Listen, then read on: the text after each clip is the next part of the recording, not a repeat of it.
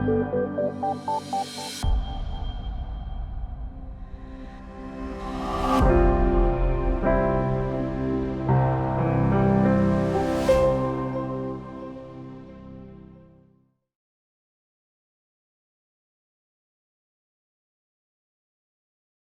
everyone, great to be here today. Thank you very much for asking me.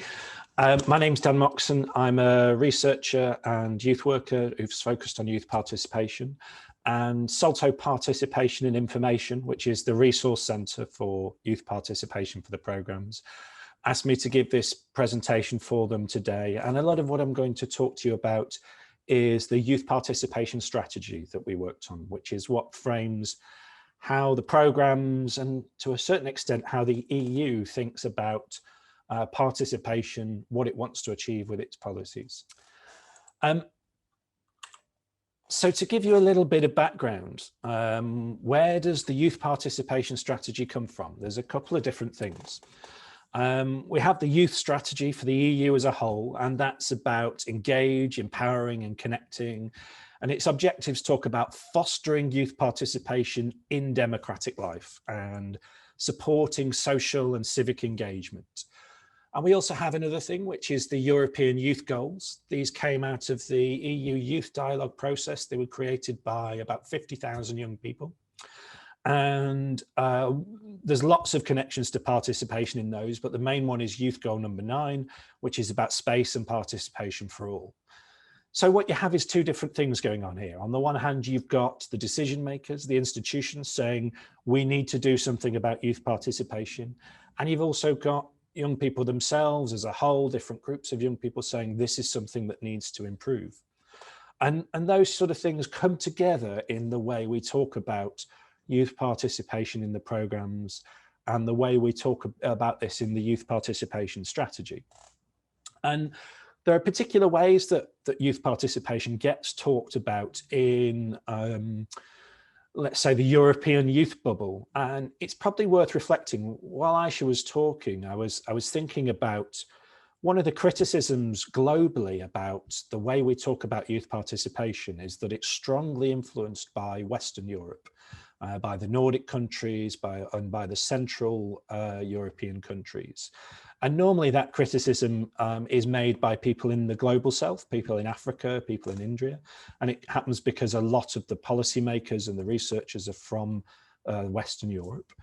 But actually listening to Aisha talk, I think it's probably fair to say you might want to just have that in the back of your minds through this presentation, that a lot of the ideas we have about participation today are driven by that part of the world as a dominant force. So some bits may not fit as well to you as you would want them to, and I'd be really interested to hear about that. But this gives you a particular sort of context, really, as to what's being talked about by the institutions. And what they're really concerned about is democracy. And basically we know that across most stable democracies as a whole, youth voter turnout is dropping, young people's trust in political institutions is dropping, people are not so interested, or young people are not so interested and trustworthy of our political parties, our political bodies, our politicians, and clearly that's not a good situation to be in. But at the same time, you have the reasons for that and the drivers for that, which is often from young people. Someone mentioned earlier about feeling these institutions are very distant from them, that they don't relate and connect directly to their lives, that young people don't feel particularly listened to by the political situation, by the political systems, and they want to be able to influence them more. So that's like the big sort of thing that's driving all of this if we look at social issues. But you also have a couple of other kind of ideas that kick around the way the programs talk about youth participation. One is the idea that young people need to learn how to participate. So when you did your definitions of participation at the start, you know, when we were talking about making pizza and looking sexy while we make pizza, a lot of you said things in there that were about future young people being able to do things in the future. We need to equip young people so that they can be citizens in the future. and that participation is something you have to learn, you have to become accustomed to, and you have to understand maybe what your civic responsibilities are. I have to say I really strongly object to that idea. For me, participation is a right. Young people are citizens now, not in the future. They have those rights now. And I'm interested in not that they'll go on to be able to influence and change things with their lives, but that they can do that right now in the current situation, wherever they are in their lives. Participation isn't about training people to be adults. It's about giving them rights whilst they are young. And then somewhere in all of the ways that this gets talked about in the European sphere is the idea of, it's a kind of newer one, the idea of European solidarity. We see this in the European Solidarity Corps programs. And again, I think you hinted earlier, and you've probably had some discussions about this. How does this fit in your regional context? It's not fully clear what this means within the EU either, and within the programs. They're still working some of this out. But in a way that you can link it to, there is a concern about some of the ideals that are important across the European region as a whole, not just the EU. A belief in democracy, a belief in pluralism, keeping away from extremism and falling into violent extreme views. And that there is a need to support what you might call the European project, which is an idea that we can live peacefully together in democratic society, respecting each other's human rights, these kind of lovely visions. And so there's also a little bit of an element from the international level going on, which is we need to make sure that the stability we've had in parts of Europe for a while is maintained, and that people believe in some of these ideas about democracy, about respecting differences of opinions, about pluralism, so that we don't go back into areas, we've all had a history of war if we go back far enough, that we don't slide back in towards that direction as a region. And so these are like the big political concerns that are going on here. And that leads to what we have is the definition of youth participation in democratic life.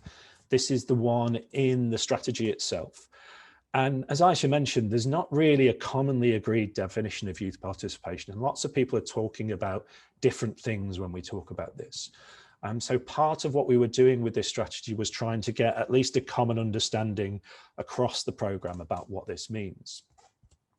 So I'm going to go through it bit by bit for you. It's about individual young people or groups of young people. So you can participate just on your own, but an important part of participation is also coming together with other people, maybe in your town, maybe people who are from a similar background as you, to say, these are issues that affect us all together as a group.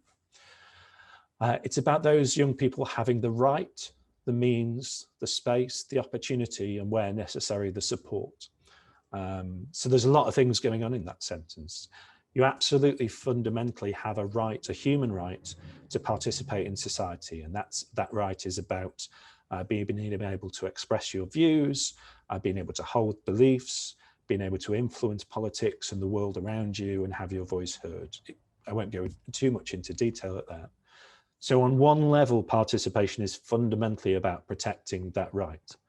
But it's no good having just a right on its own, because you also need the means and the space to be able to exercise that right.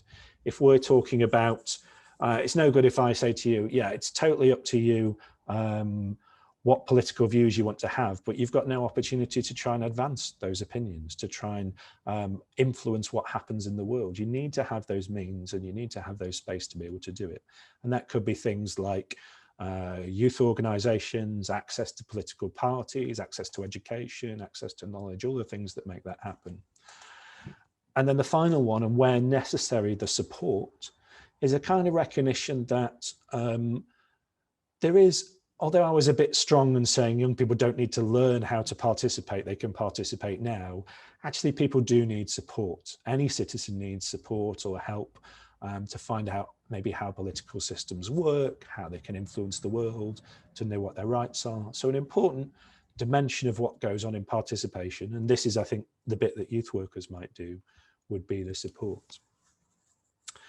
And then at the bottom, we have the bit that Aisha's already talked about, which you can broadly say is about people having a voice, on the one side. So being able to express your views, contribute to and influence decision making. So we can talk about young people going and putting their point across to politicians, to trying to get someone else to create a change based on what they think and how they think the world should be. And that's what we call voice and youth voice. But then we can also talk about young people doing things themselves. So rather than participation being about you go and tell someone else that they need to make a change in the world, you go and create that change yourself. You become involved in activism, in volunteering, you organize something in your community, you maybe create a help program or activities or just an association for people to come together, but it's something you've created and you've done. So we've got those two different dimensions going on there. The other really important thing, and Aisha touched a little bit on this already, is I would say European policymakers as a whole, and you see this in the youth strategy and also the youth participation strategy, are really concerned about what they call traditional forms of participation compared to alternative forms of participation. Now, traditional forms of participation, people define these in different sorts of ways, but what we're basically talking about is voting, political parties, institutions, anything you would call politics with a kind of capital P. And that's what we say is the traditional way of doing participation, things that revolve around institutions. You might also include youth civil society organisations in here as well, depending on how you're going to do this divide. And if you talk about alternative forms of participation, you're basically talking about anything other than that, which can be almost all sorts of things. So digital activism, participatory budgeting, street protests, community volunteering, participatory research. This list is almost sort of endless. And what's at the heart of all of this is we know that in general, young people are far less interested in these forms of participation, and they're turned off by them than previous generations were. And so this is the same narrative as they're turning away from traditional politics. But that's not because they're uninterested in the world around them. It's not because they're demotivated. It's because they prefer to express themselves in other ways. So getting involved in protest campaigns, things like Fridays for the Future or Black Lives Matter, that they're actually just distrusting of the political system. And so they want to get involved in participation and have their voices heard and do things in other kind of ways. So the programs really emphasize both of these angles, and they're quite interested in how we can promote both of these types of participation. I'm going to ask you for a bit of input on the Menti and then we'll do a bit of discussion. But I'm really interested to know, how does this kind of EU-focused vision of youth participation compare to your region? Does it fit? Are there things that are missing? So I think you should be able to add some comments to this Menti slide if I can ask a few people to go on and add what you think. I'm hoping I'm not having a technical issue here because I can't see anything appearing on screen. Ah, brilliant. It is optimistic, yes, absolutely. Southeast region doesn't have a clear vision of EU concepts. Makes it look easier to participate, yeah. Does the Southeast have a vision? That's a really good question.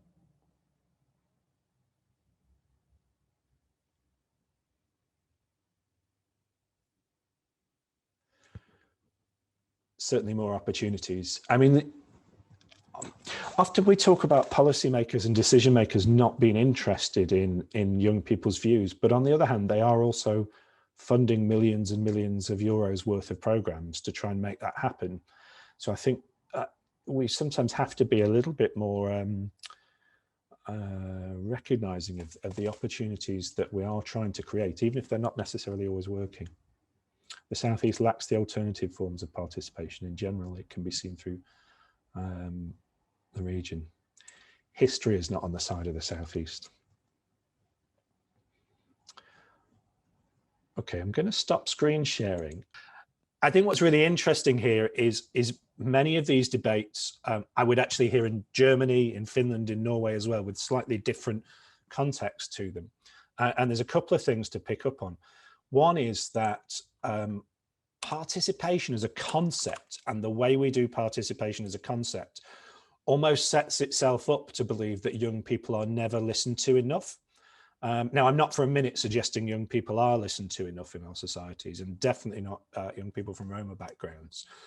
But in a way, we sometimes approach the work with this like a utopian goal that young people being listened to, it means that they go to the parliament, say one thing and get exactly what they want straight away. And of course, we live in a democracy. There's many, many other tensions. There's many, many other actors. There's things that take time about it. So more and more I'm finding when we talk about what does it mean to be listened to, we need to ask how much influence should different groups in our society have? Who has the least influence, who has the most influence, and who do we need to focus on there? I'm going to go back to the screen share, and just to flick through a couple of the ways you brought me on really brilliantly to the idea of what we talk about. We use the phrase promoting participation for all, and it's basically exactly what you just said, Sebastian, is recognizing that we can't homogenize young people and talk about all young people together. We need to understand that there are different groups of young people who have very, very different experiences, and that often some of our participation work is not reaching a diversity of people and a range of people from different backgrounds, and it's not open, it's not inclusive, and it's not equally accessible to everyone. And so absolutely how we change that is crucial to this participation strategy and the way that the programs talk about participation. And what they're really talking about is two things there. One is the idea of numbers and scale, in that how do we make sure, right at the start you answered the question, most young people don't know about their participation opportunities. So there's reaching just vast numbers of young people, informing many, many more young people. And then the other side of promoting participation for all is recognizing that very specific groups are very much more marginalized than other young people, doing specific work to enable their voices to be heard, to enable them to have similar access to political opportunities and political voice as other young people. So that's very much something that is really strongly pushed by policymakers, and actually something we've still not really got to grips with very well as a field, I think. We have this idea that the programs are used as part of skills development and volunteering. So at their heart, they're about non-formal education. So the Erasmus program was founded on the idea of non-formal education. And also we can talk about people's participation pathway. So the idea that you may become involved in organising and running a local community initiative, then you might go on to perhaps be involved in your National Youth Council. Then after that, maybe you stand for election or for Parliament. And that what some of the things that the youth sector can do is create opportunities for young people to develop themselves who really do want to go very far into politics and political participation. And as a whole, and we also have an idea that the programs can be used for youth sector development, that actually supporting youth organisations as a whole, supporting youth organisations to be youth-led and protecting the civic space for young people is a really important part of participation. But also the sorts of projects that are initiated under the programs is very much, we've talked a lot about this, so I won't go into it in detail. It is very specifically about creating projects and programs that either let young people be civically active, that to do something to create a change in their community, or let them engage in advocacy work. So putting in place the support, the means and the spaces with the projects to make these things happen. Now, you obviously can't guarantee that when you do that, the young people you're working with will be listened to by those in power, but you can use the programs to put in place that kind of support in this context. So to look really specifically, I know some of this applies in different ways to you, but there's a number of different actions in the Erasmus program that are quite relevant to this. We have the mobility projects for young people. I mean, these were basically youth exchanges back in the day, but they're very, very flexible now. You can use them for all sorts of different initiatives that are around.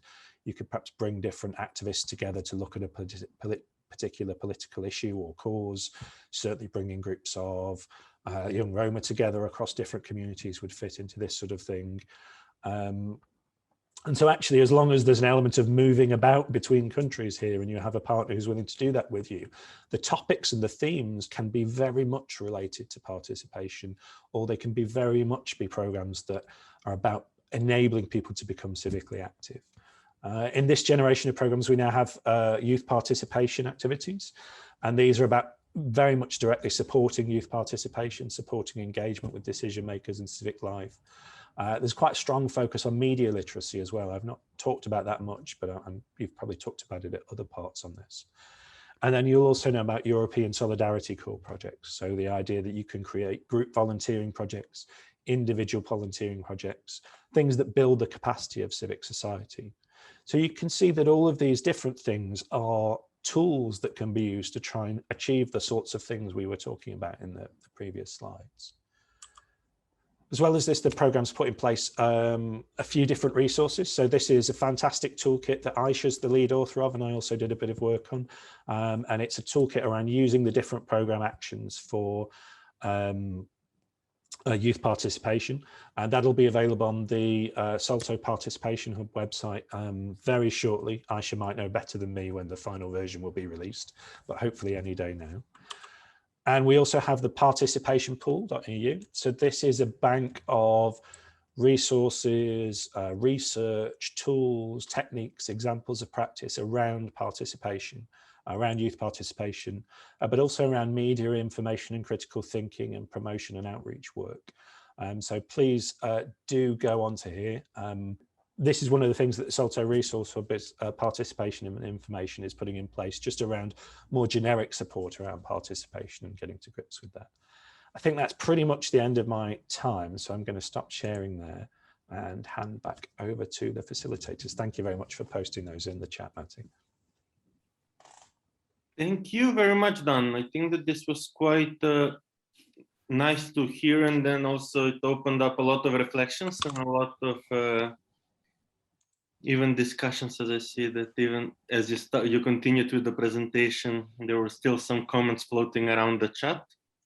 But it's always nice to question the system, to question everything, and to critically reflect, is it really participation? Is it meaningful participation, or is it just potentially tokenism and decoration? And then is it participation for all, or there are still some barriers and not everyone is starting from the same level? For me, I think there's always three questions. How big is it? How much of the population are you reaching? Who's included and who's excluded? And what difference are you actually making? What change are young people making to the world?